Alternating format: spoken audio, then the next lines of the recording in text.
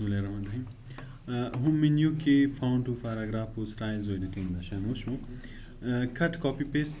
داشتن پاتې دي دا بم ته وایو کمپاین دی په ورډ هغه کې مویل ورډ پیډ کې کنه په ورډ پیډ کې پینټ کې نو دلته هم هغه شی دی کله که غواړئ چې یو جمله کاپی کې پیست کې یو څه مثلا دغه جمله چې دلته لیکلې زه غواړم چې دغه ځای کې بیا ولیکم لاندې بیا ولیکم څو ځای مې په کار ده غواړم چې بیا ولیکم یا مثلا دا پاراګراف چې مکمل دلته لیکل شوی ده لاندې مې بیا په کار ده یا دا مې په کار ده نو که چیرته زه دوباره له سره لیکم خو دا به وخت واخلي نو بیا موږ اسانه لار چې شنو استفاده کوو کاپي نه د دې نه کاپي اخلو هر ځای هر خط چې غواړئ کاپي یې کوئ خط سلیکټوئ کاپي کلیک کوئ کاپي چې دې کلیک بیا چې د هر چیرته راوستو همالته به کرسر ږدئ کرسر باید همالته وي مثلا زه دغه ځای کې غواړم بیا به راځئ دلته به پیسټ کلیک کوئ بیا چې پیسټ کلیک دلته موږ سره دوه شیان دي یو ساده پیسټ ده چې دا ځای کلیک کوو یو ګوره پیسټ آپشن دی پیسټ آپشن هم په پیسټ سپیشل کې راځي خو که صرف دغه ځای کلیک کو دا پیسټ کیږي ګوره هماغه جمله دلته راځي نو کاپي کله چې موږ یو جمله یو شکل کاپي کو یو ځای نه پیسټ کو همالته به وي دلته به راځي کټ بیا څه کار کوي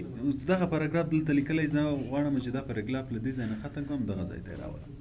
چې له دې ځای نه بیخي ایسته شي دلته چې مثلا یو څوک راته وایي چې دغه پاراګراف چې تا دلته لیکلی دا باید دغه ځای کې لیکل شوی وای نو که زه دا ډیلیټ کړم دلته بیا له سره لیکم وخت اخلي که نه نو څه کوو راسره همدا کټ کوو له دې ځای نه چېرته غواړو مثلا دغه ځای کې هلته به یې پیسټ له هغه ځای نه به ختم شي دلته به راشي کم کاپي اخیستی وای دلته به هم پاته وای دلته به هم پاتې وای یا مثلا اوس به یې کاپي واخلم کلیک کوم کاپي کوم مثلا دلته کرسر ږدم پیسټ کوم پیسټ نو دلته هم شته هلته کاپي د یو خط یا شکل همالته هم پرېږدي بل ځای کې هم درته راولي کټ یې له هغه ځای نه ختموي چې هر چېرته د پیسټ کو همالته یې راولي نو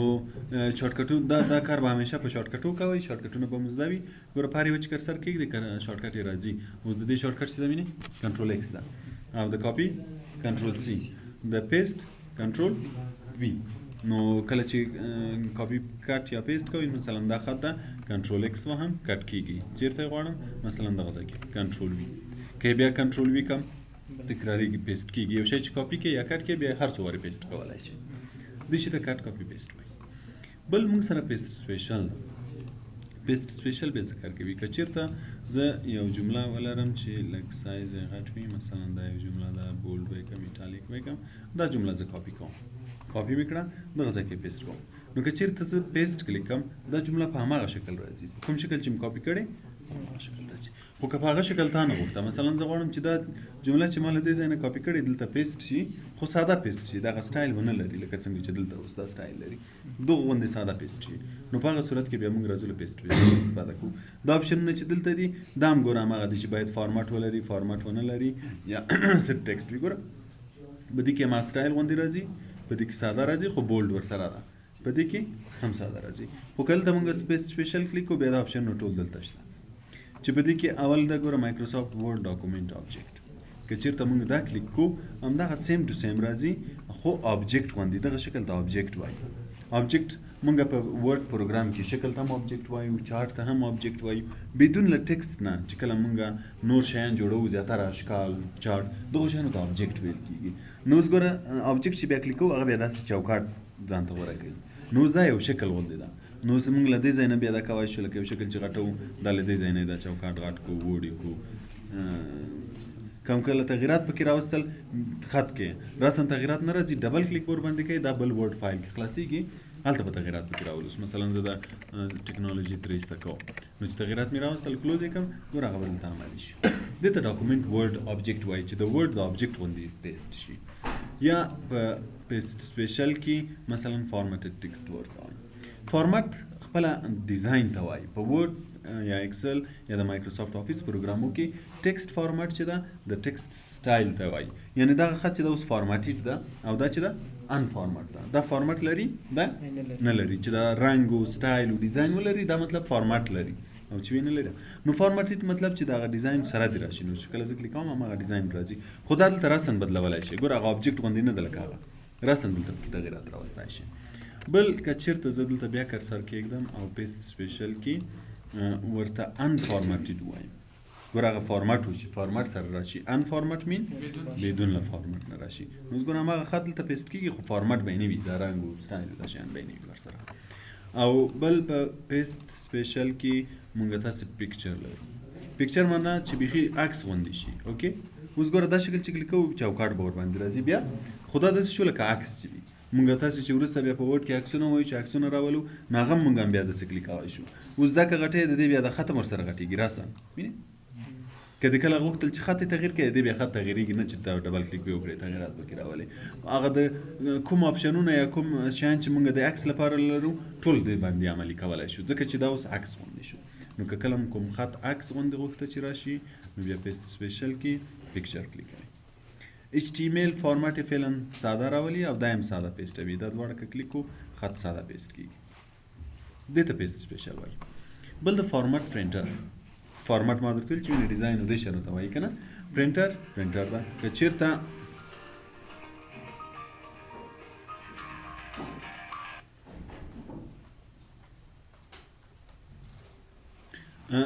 که چیرته زه غواړم چې د یو جملې فارمټ را کاپي کړم. مثلا دا جمله دلته لیکل شوی فارمټ لري. زه غواړم چې دغه جمله یو څه به ترې را جدا کړو. دغه جمله هم دغه فارمټ واخلي چې څنګه یې د رنګ او سایز ده دا هم باید هماغسې شي. نو بیا دا جمله لږ سلیکټوي یا ټوله سلیکټوي دا کلیکوي. دا چې کلیک یې ګوره د دې سره د برش نشان راځي. نو چې کله کومه جمله بیا سلیکټ کړې همدغه جمله د نوی ډیزاین اخلي. یا مثلا اوس ګوره دا جمله ده به زه کلیک کړم لږ به یې نور هم غټه کړم یو بل رنګ به ورکړم لږ تیز اوس زه دغه جمله هم غواړم چې دې غونده شي. نو که چیرې زه دا جدا سلیکټوم دا جمله او بیا ځم له دې ځای نه رنګ سایز شیانې بدلوم وخت اخلي. نو څه کوي فقط دا جمله سلیکټوي فارمټ پرنټر او راځي دا جمله سلیکټوي دا خپله د هماغه ډیزاین اخلي. یا بیا مثلا دا انتخاب شوی په دې کې دومره ځای هر ځای چې سلیکټ کړي هماغه ډیزاین اخلي. دې ته فارمټ پرنټر. دا هوم منیو شو. هوم منیو بیا وګورئ که کوم ځای کې سوال درلوده پوه شوي نه یاست بیا مانه پوښتنه وکړئ. راځو فایل منیو ته. فایل منیو کې مونږ تاسې نیو اوپن سیو از ویلي وه چې کله مونږ یو نوی فایل راولو نو نیو کلیک کوو. که کله هم سیو شوي فایلونه راوستل اوپن کلیک کوو. او که چېرته دا فایل سیو کوه چې بیا په آینده کې هم هر وخت په کار یې راوستلی وشو بیا هم سیو کلیک کوو. سیو وینې چې کله سیو کلیک کړې نو د نوم پوښتنه درنه کوي په کوم ځای کې سیو کوي. دس کمپیوټر همدا کمپیوټر براوز چېرته سیو کوي مثلا دا ډاکومنټ کې په کوم نوم دلته یو نوم ورکوي. نو چې سیو کلیک کړې دا فایل سیو کېږي او نوم یې دلته لیکل کېږي. بیا چې هر وخت مو په کار له کوم ځای نه راخلاصوو له اوپن نه یعنې دا زر شیان او سیواس چې یو فایل په دویم نوم په درې نوم سیو کوي نو بیا په سیواس کلیک کوو. بیا راځو پرنټ ته. پرنټ د دې چې دا له ورډ پیډ نه لږ مختلف ده. کله که غواړې چې پرنټ یې کړې اوس مثلا زه دا شی غواړم چې پرنټ یې کړم. څو صفحې دي 2 صفحې لرم ګوره یو لاندې صفحه ده چې کله یې پرنټوي نو راځي پرنټ کلیکوي. پرنټ ریویو د دې دلته ده. دلته یې درته ښیي چې څه رقم به پرنټ کېږي. مثلا له سر نه به دومره فاصله ولري له دې طرف نه دومره فاصله لري له دې ځای نه دومره فاصله لري. کله چې راځي دویمه صفحه ګورئ ګوره دویمه صفحه به دې دغه وي. دویمه صفحه به تقریبا دا هم دومره فاصله له دې ځای ولري دومره فاصله به. نو که دې بیا تغیرات راوسته نو بیرته له دې ځای نه ځي صفحې ته تغیرات راولي. مثلا بعضې ځایونو کې وایي چې والا دا خط لږ غټ دی لږ یې باید ووډ کړم یا لږ ووډ دا غټ یې کړم. هر تغیرات چې دې راوستل بیا له پرنټ نه مخکې بیا راځي دلته پرنټ کلیک کوئ. دلته یو وارې ګورئ کله که دې ویلې چې باید صحیح ده صحیح همداسې باید پرنټ شي بیا پرنټ بټن کلیک کوئ. اوس دلته ګوره ووډ ښکاري ځکه چې فیصدي دلته څو فیصده دی راته ښکاره کوي 80% یې راته ښکاره کوي خو پرنټېږي څو فیصده 100%. نو له دې ځای نه موږ کولی شو چې 100% هم راسره وګورو. نو اوس ګوره دلته فیصدي 100 شوه 108 به یې نه کم به یې کم 100%. یعنې که پرنټ شي په ورقه راوځي بیا به دومره ښکاري لکه څومره چې په 100% کې ښکاري. نو همیشه بیا یو 100% کې هم ګورئ چې څومره درته ښکاري. کله چې ته تغیرات خوښ شو غوښتل چې د پرنټ یې کړې نو بیا به پرنټ بټن کلیک کړې. دی به یې لاسن د پرنټر خو پرنټر باید وصل وي له کمپیوټر سره نو په هغه صورت کې به دی پرنټوي. او پرنټر نوم باید بیا له دې ځای نه انتخاب کړې. که چېرې مثلا زما کمپیوټر سره 2-3 پرنټره وصل وي رنګه پرنټر هم وي ساده پرنټر هم وي نو له کوم پرنټر نه دا ورقې پرنټ شي دلته به یې نومونه موجود وي له هغه نه به یې پرنټوي. خو پرنټر باید انسټال وي موږ تاسو وینډوز کې ویلې که نه. نو بیا چې له هر پرنټر نه پرنټ غواړئ چې وځي مثلا زه له دغه پرنټر نه پرنټر غواړم چې دا ورقې پرنټ شي دا به کلیک کوم بیا به پرنټ کلیک کوم نو له هغه پرنټر نه به پرنټ راوځي. بل کاپي چې څو کاپي درته راوباسي مثلا دغه 2 صفحې یو عریضه ما لیکلی ده یا مې یو فورم خرابوري کړی که نه که یو وي یو کاپي یې راوځي که یې 2 کې 2 کاپي راوځي. هر څومره کاپیانې چې غواړو دلته به شماره ورکوو یو کاپي. بل دلته موږ سره سیټینګ ده چې که چېرته زه غواړم چې ټولې صفحې پرنټ نه شي نو دلته به بیا دا کلیک کوو. په دې کې موږ لرو اول پرنٹ آل پیجز، مطلب دا چې دلته چې هر څو صفحې وي ټول راته پرنٹ کړه. مثلا یو چپټر هم جوړ کړی په 10 صفحو کې ته وایي چې دا ټول راته پرنٹ کړه پرنٹ آل پیجز. او که چیرته پرنٹ سلیکشن ورته وایو، پرنٹ سلیکشن مطلب چې کوم ځای موږ سلیکټ کړی وي، مثلا زه غواړم چې صرف دغومره جملې پرنٹ کړم، نو دا به سلیکټوم، بیا به راځم په پرنٹ کې او دلته به کوم شی کلیک کوم پرنٹ سلیکشن. اوس به صرف او صرف دغه ځای دا کوم چې تا سلیکټ کړی هماغه درته پرنټوي، نور نه پرنټوي. او که چیرته کرنٹ پیج ورته وایو، پرنٹ کرنٹ پیج، کرنٹ پیج هغه پیج ته وایي په کوم پیج کې چې کرسر وي. که صرف غواړي چې دغه پیج پرنٹ کړي، مثلا زه غواړم صرف دغه پیج پرنٹ شي، نو به دې کې کرسر ږدو، بیا راځو پرنٹ ته او دلته به ورته وایو چې پرنٹ کرنٹ پیج. نو کرنٹ پیج ورته وایي صرف دا پیج پرنټیږي، نور پیجونه نه پرنټیږي. او که چیرته کسټم پرنٹ ورته وایو، کسټم پرنٹ چې ورته وایي ګوره کرسر به راسم دغه ځای ته راشي. دلته بیا موږ خپل په خوښه عدد ورکوای شو. موږ تاسې ورډ پیډ کې مو ویلي وه، مثلا زه یو ډاکومنټ لرم چې څو صفحې دي پکې، لس صفحې، ګوره شماره یې لس شو، د لسمه صفحه کې به مې یو څه خط ولیکي.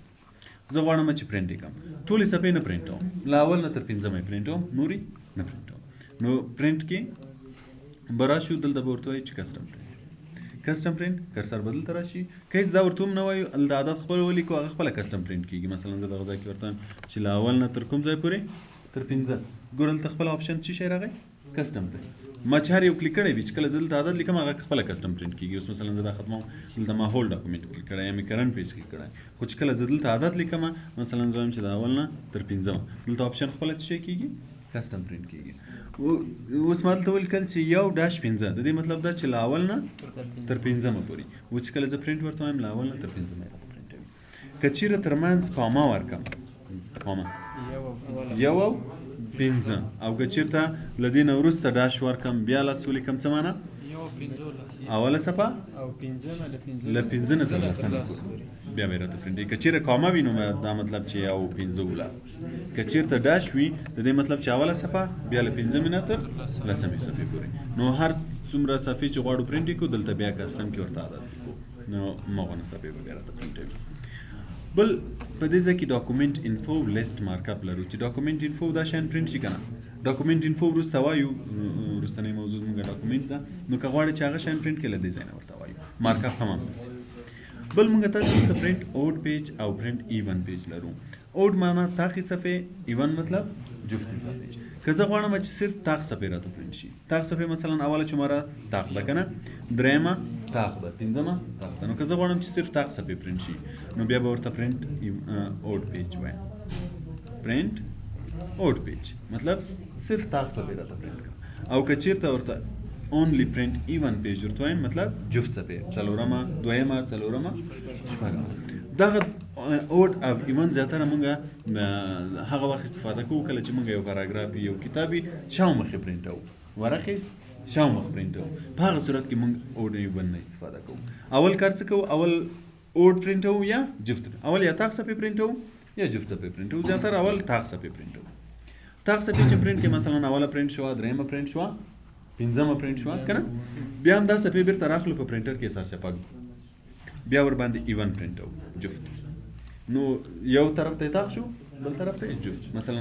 یو طرف ته شماره 1، شاته به شماره 2، 3، 4، شاومخ به راشي. همیشه چې کله یو چپټر کتاب شاومخ پرنټوو، نو اول تاق صفحې پرنټوئ، بیا هماغه ورقې بیرته په پرنټر کې سرچپه کړو، بیا جفت ورباندې پرنټوو، نو شاومخ به بیا پرنټ شي. دې ته پرنټ وایي چې کوم شی غواړئ پرنټ کړئ، او کوم ټول پرنټول نو بیا. بل پرنټ ون سایډډ اینډ ډبل سایډډ. بعضې پرنټرونه چې دي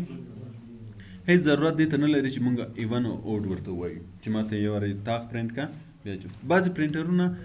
خپله کولی شي چې ورقه درته دواړه مخ پرنټ کړي، هم یې تاق پرنټ کړي، هم یې جفت پرنټ کړي. هغه پرنټر هم مربوط راځي. نو بیا موږ له دې ځای نه ورته ویلی شو چې مثلا پرنټ اون بورډ سایډ په دواړو طرفو یې خپله پرنټ کړه. ګوره کابل یو کلیک وي، یو طرف یې پرنټوي، او که دا ورته وایو په دواړو طرفو. خو دا اپشنونه هغه وخت استفاده کېږي که چیرې پرنټر دا خاصیت درلوده چې دواړه طرف ته پرنټولی شوی. زیاتره پرنټرونه یې نه لري، نو بیا موږ په هغه وخت کې له دغو نه استفاده کوو. د زیاتره ساده پرنټرونه، ارزان بیه پرنټرونه دا اپشن نه لري، نو د هغه لپاره موږ تاسې دا استعمال کوو. او کوم پرنټر چې درلوده، نو د هغه لپاره بیا دا استعمال ورته بیا ضرورت نشته. بل ته کولیټ. کولیټ بیا څه کار کوي؟ مثلا ما یو چپټر جوړ کړی ده، څو صفحې مې جوړ کړی و، 10 صفحې. دا لس صفحې زه ورته وایم چې د دې چپټر څو کاپیانې ماته پرنټ کا مثلا 15 کاپیانې درته پرنټ کا تر څو زه هر چپټر یو نفر ته ورکولی شم که نه هر یو ته چې چپټر ورکوم څو صفحې به وي 10 صفحې به وي خو څو کاپیانې زه غواړم 15 کاپیانې غواړم اوس به دی دا پرنټر ماته څه رقم پرنټوي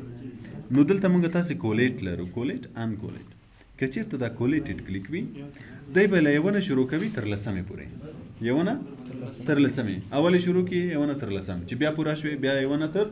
لسمه کله چې راواخلې خپله به هر یو ځان ته جدا جدا وي خو که چېرته موږ دلته ان کولیټډ ورته وایو بیا اوله صفحه لاسوارې پرنټوي دویمه صفحه لاسوارې پرنټوي دریمه صفحه لاسوارې پرنټوي همداسې مسلسل بیا به ته د هر یو نه یوه راخلې او چپټر باندې پلی کوئ نو که د هغسې غوښتل دا کلیکوئ او که د جدا جدا غوښتل ان کولیټ زیاتر کولیټ استعمال بل پکې پیج اورینټیشن ده چې پیج څه رقم راشي اوس ګوره صفحه داسې په اوږدو باندې ده که چېرته دلته لینډسکیپ کلیک کړو بیا په بره باندې راځي او که بیرته په اوږدو غواړئ نو پورټریټ هم کولی شي بل د پیج سایز هم موږ تاسې په ورډ پیډ کې ویلی دا هم ډېر زیات مهم ده کله چې موږ دا ورقه پرنټوو په کومې ورقې پرنټوو موږ سره کومې ورقې په پرنټر کې دي نو د دې ځای نه به یې سایز انتخابوو دا د پرنټر ورقې ځان ته اندازې لري زیات خلک کومه اندازه استعمالوي A4 استعمالوي نو موږ تاسې باید مخکې له مخکې نه دلته A4 ورته کلیک کړو ځکه چې دا سایزونه یې مختلف دي بعضې وړې دي بعضې لوی دي اوس دا A5 چې ده A5 نیم د A4 کېږي یعنې دوه A5 د یوه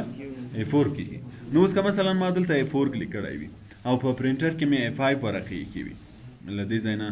مثلا ما A4 انتخاب کړی ده خو په پرنټر کې ما کومې ورقې ایښې دي A5 ورقې ایښې نو بیا څنګه چې دی دلته ماته ښي هغسې خو یې نشي پرنټولی ځکه چې تا دلته یو اندازه ورته ویلې هلته بله اندازه نو بیا هغسې نشي پرنټولی امکان لري نیم پرنټ شي نیم نشي نیمه صفحه به پرنټ شي نیمه صفحه به نه پرنټ نو دا همیشه په یاد اوسه چې دلته په پرنټر کې چې کومې ورقې د ایښې وي هغه سایز باید تا ته معلوم وي او له دې ځای نه هم باید هماغه سایز کلیک کړې تر څو دواړه برابر شي چې بیا دلته څه رقم درته وښول هماغسې به پرنټ کېږي بل پکې مارجنز موږ تاسو ویلي وو چې دغو فاصلو ته وایي له دې طرفه له دې طرفه له دې طرفه حاشیه او له لاندې طرفه که غواړئ چې دغه فاصلې کم زیاتې کړي نو بیا مارجنز ته راځو اوس وګورئ دلته به مارجنز لیکلي وي چې مارجنز فعلا لیفټ نه یو ده له رایټ نه هم یو ده له ټاپ نه هم یو ده بوټم نه له چهار طرف نه یو ده ګوره دلته ټاپ بوټم که چېرته کموي مثلا زه نیم غواړم دا کلیک کوم ګوره فاصلې به کمې شي که زیاتولی شي دا ټول فاصلې دي څومره قدر غواړئ هر قدر چې غواړئ هماغه کلیک کوئ بل دلته پیج پر شیټ موږ تاسې داسې هم کولی شو چې لږې وړې پرنټ کړو مثلا زه په د یوه A4 ورقې کې غواړم چې دوه ورقې پرنټ شي په پرنټر کې مې A4 ورقې ایښي دلته مې A4 ورته ویلي خو په هر A4 کې زه څو ورقې غواړم دوه داسې وړې دي راشي نو بیا له دې ځای نه موږ ورته ویلی شو چې څو صفحې راته پرنټ کړه دوه صفحې راته پرنټ کړه مثلا څلور راته پرنټ کړه شپږ راته پرنټ کړه که دې غوښتل چې داسې وړې پرنټ شي نو بیا هلته شماره تر څو پورې ورته ویلی شو ته 14 پورې ورته ویلی شو نو په دا یوه A4 ورقې کې بیا دی تا ته څو ورقې پرنټوي 14 خو وړې څومره چې پکې ځای دی شو دا شو پیج نو کله چې د دا سیټینګ وکړو صرف پرنټ بټن کلیکوئ له پرنټر نه به درته راوځي دې شي ته پرنټ وایي پوه شوې تر دې ځای پورې بس